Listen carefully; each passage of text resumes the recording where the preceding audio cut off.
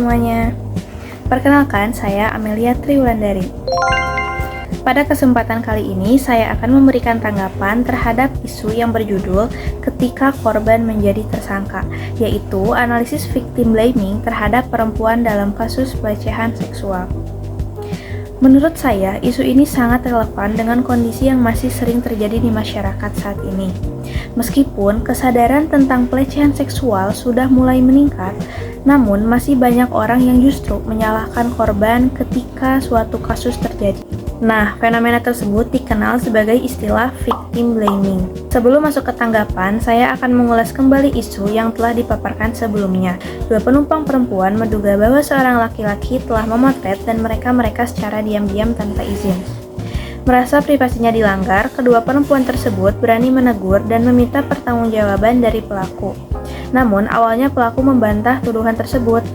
Tetapi setelah diperiksa, ia mengakui bahwa dirinya telah mengambil foto dan video kedua perempuan tersebut. Pelaku kemudian beralasan bahwa foto dan video tersebut hanya digunakan untuk dokumentasi pribadi saja. Bahkan ia menganggap tindakannya bukan termasuk pelecehan seksual karena tidak ada kontak fisik dengan korban. Kasus ini kemudian menjadi perhatian masyarakat dan menimbulkan berbagai tanggapan. Sebagian masyarakat mendukung keberanian korban yang berani membela diri, tetapi ada juga yang justru menyalahkan korban melalui berbagai komentar negatif di media sosial. Dalam isu ini dijelaskan bahwa victim blaming adalah sikap menyalahkan korban atas kekerasan atau pelecehan yang dialami, bukan menyalahkan pelaku yang melakukan tindakan tersebut. Korban sering dianggap sebagai penyebab terjadinya suatu peristiwa, padahal yang seharusnya bertanggung jawab adalah pelaku. Menurut saya, cara berpikir seperti ini masih sering ditemukan dalam masyarakat.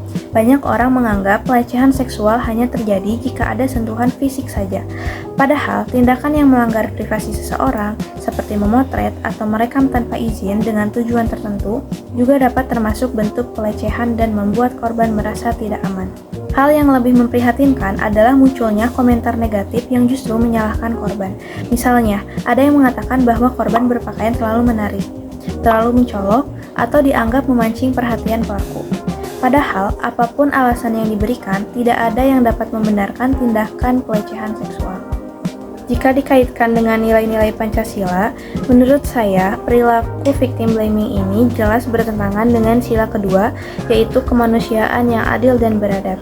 Sila kedua mengajarkan bahwa setiap manusia memiliki hak, martabat, dan kedudukan yang sama, di mana korban pelecehan seksual seharusnya diperlakukan secara manusiawi, diberikan perlindungan, dan didengarkan keterangannya. Namun, ketika korban justru disalahkan, direndahkan, atau dipertanyakan perilakunya, maka nilai kemanusiaan yang adil dan beradab tidak lagi diterapkan. Selain itu, victim blaming juga bertentangan dengan sila kelima, yaitu keadilan sosial bagi seluruh rakyat Indonesia. Keadilan sosial berarti setiap warga negara berhak memperoleh perlindungan dan diperlakukan yang sama tanpa diskriminasi.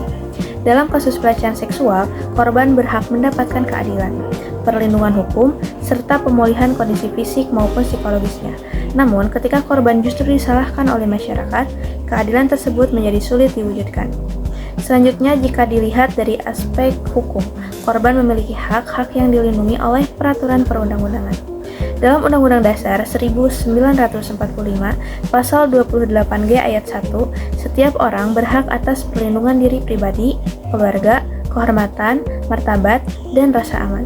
Artinya, setiap individu memiliki hak untuk merasa aman dari tindakan yang mengganggu privasi maupun keselamatannya. Kemudian, pada pasal 28 ayat 2 ditegaskan bahwa setiap orang berhak bebas dari perlakuan diskriminatif. Ketika korban pelecehan seksual justru mendapatkan perlakuan yang menyudutkan atau disalahkan karena jenis kelamin, penampilan, maupun kondisi tertentu, maka hal tersebut bertentangan dengan prinsip hak asasi manusia. Selain itu, terdapat juga UU Nomor 12 Tahun 2022 tentang Tindak Pidana Kekerasan Seksual atau UU TPKS. Kehadiran undang-undang ini menjadi langkah penting dalam memberikan perlindungan kepada korban dan memastikan bahwa kasus kekerasan seksual ditangani secara lebih serius. Menurut saya, keberadaan aturan hukum saja tidak cukup jika tidak diiringi dengan perubahan pola pikir masyarakat. Dalam banyak kasus, tekanan sosial yang diterima korban justru lebih berat dibandingkan proses hukumnya sendiri. Selanjutnya, saya akan memberikan tanggapan berdasarkan konsep TAHG, yaitu tantangan, ancaman, hambatan, dan gangguan. Pertama, dari sisi tantangan. Tantangan terbesar dalam mengatasi victim blaming ini adalah mengubah pola pikir masyarakat yang telah terbentuk sejak lama. Masih banyak orang yang memandang perempuan sebagai pihak yang harus menjaga diri agar tidak menjadi korban. Sementara tanggung jawab pelaku seringkali diabaikan. Mengubah pola pikir seperti ini membutuhkan proses yang panjang melalui pendidikan, sosialisasi, dan peningkatan kesadaran masyarakat. Kedua, dari sisi ancaman. Victim blaming menjadi ancaman serius bagi upaya perlindungan korban. Ketika korban melihat orang lain mendapatkan komentar negatif setelah melapor, mereka bisa merasa takut untuk mencari bantuan. Akibatnya, banyak kasus pelecehan seksual yang tidak dilaporkan dan pelaku dapat terus melakukan perbuatannya tanpa mendapatkan konsekuensi hukum yang setimpal. Ketiga, dari sisi hambatan. Hambatan yang masih sering ditemui adalah kurangnya pemahaman masyarakat mengenai bentuk-bentuk pelecehan seksual. Sebagian orang masih menganggap pelecehan seksual hanya berupa tindakan fisik saja, padahal pelecehan juga bisa terjadi melalui perkataan, pesan elektronik, maupun tindakan yang melanggar privasi seseorang. Kurangnya edukasi ini membuat proses penanganan kasus menjadi lebih sulit. Lalu, yang keempat, dari sisi gangguan.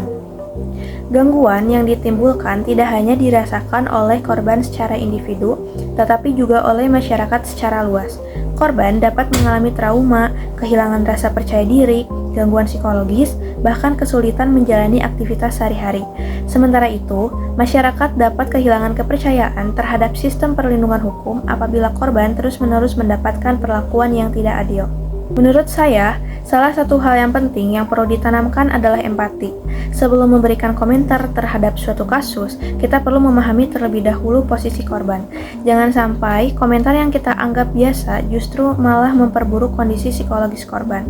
Selain itu, masyarakat juga perlu membiasakan diri untuk fokus pada tindakan pelaku, bukan pada penampilan, pakaian, atau kehidupan pribadi korban.